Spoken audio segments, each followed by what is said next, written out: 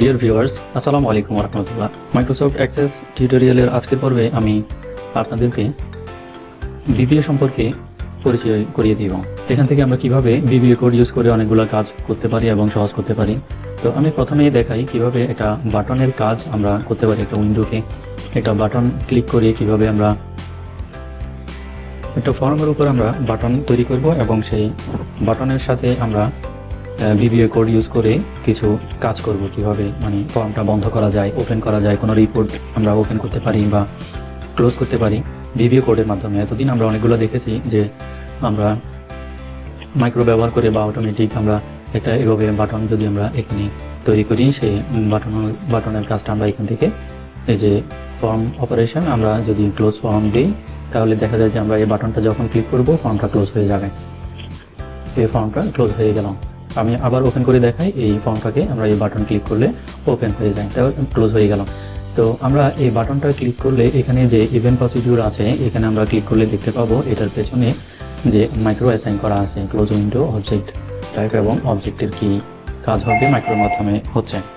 তো এখানে micro assign করা আছে। আমরা এই মাইক্রো অ্যাসাইনটাকে আমরা বাদ দিয়ে দিতে পারি।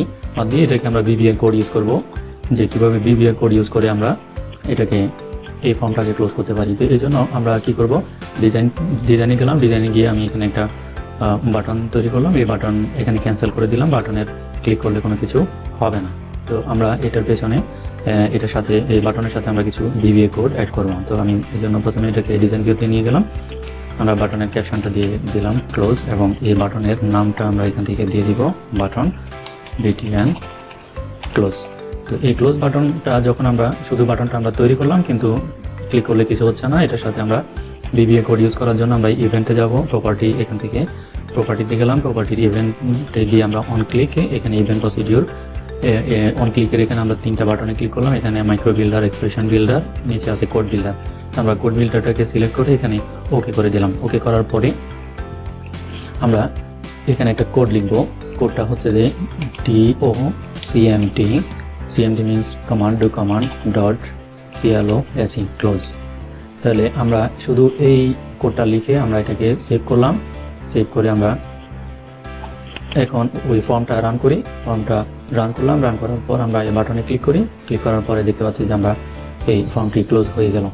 তাহলে সেম কাজটা আমরা মাইক্রো অ্যাসাইন করে যেভাবে করতে পারি, এখানে এই বাটনটা ক্লিক করলে যেরকম ফর্মটা ক্লোজ হয়ে যাচ্ছে, সেম আমরা ক্লোজ বাটনটা ক্লিক করলেও এই ফর্মটি ক্লোজ হয়ে যাচ্ছে।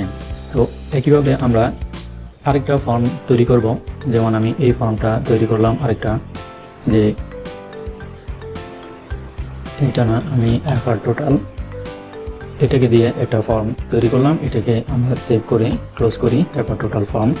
এখন এখানে এমন একটা বাটন তৈরি করব যাতে ওই বাটনটা ক্লিক করলে এই ফর্মটা ওপেন হয়। তো আমি এই ফর্মটা ওপেন হওয়ার জন্য আমি কি করব, আরেকটি বাটন নিলাম। বাটন নিয়ে এটাকে ক্যান্সেল করলাম। ওপেন, যেটার আমরা ক্যাপশন দিয়ে দিলাম ওপেন ফর্ম, এটা দিলাম। আর এই বাটনের নাম দিয়ে দিলাম আমরা বিটিএন ওপেন ফর্ম। তো এই এটা দেওয়ার পরে এটার সাথে আমরা কি করব, কোড ইউজ করব। ইভেন্ট ট্যাবে গিয়ে আমরা অন ক্লিক, এখানে তিনটা বাটনে আবার ক্লিক করে আমরা কোড বিল্ডার ওপেন করলাম। এখানে আমরা দিব DOCMT do command open form. Open form লিখে আমরা এখানে নামটা লিখে দিব। ফর্মের নামটা আরেকটু আমরা দেখে নিই। ফর্মের নাম ছিল এফআর টোটাল। তো আমরা এখানে লিখে দিব এর ভিতরে এফআর টোটাল লিখে সেভ করলাম। সেভ করে আমরা ওই ফর্মটি এখন আবার রান করি। রান করার পর আমরা এটাতে ক্লিক করলাম। ক্লিক করলে আমরা দেখতে পাচ্ছি যে এফআর টোটাল এই ফর্মটি ওপেন হচ্ছে।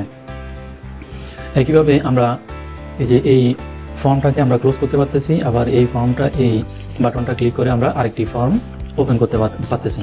তার মানে আমরা বুঝতে পারলাম যে একটা বিবিএ কোড ইউজ করে একটা বাটনের সাথে বিবিএ কোডগুলো আমরা ইউজ করে সেমভাবে আমরা কোনো রিপোর্ট কোয়ারি, টেবিল এগুলোকেও আমরা বিবিএ কোড ইউজ করে ওপেন করতে পারবো। আরও এটার সাথে আরও অনেকগুলো কোড ইউজ করা যায়। তো এই হচ্ছে যে বিবিএ কোড লেখার ইন্টারফেস, যেখানে আমরা বিবিএ কোডগুলো লিখবো। পরে আমি পর্যায়ক্রমে আরও বিবিএ কোডের উপর কিছু টিউটোরিয়াল ভিডিও তৈরি করব। আপনারা কোন বিষয়ের উপর বা কী ধরনের বিবিএ কোডের উপর ভিডিও চান সেটা কমেন্টসে নিশ্চয়ই জানাবেন। আমার চ্যানেলটি সাবস্ক্রাইব করবেন এবং অন্যদেরকে দেখার সুযোগ করে দিবেন। ধন্যবাদ সবাইকে। আসসালামু আলাইকুম রহমতুল্লাহ।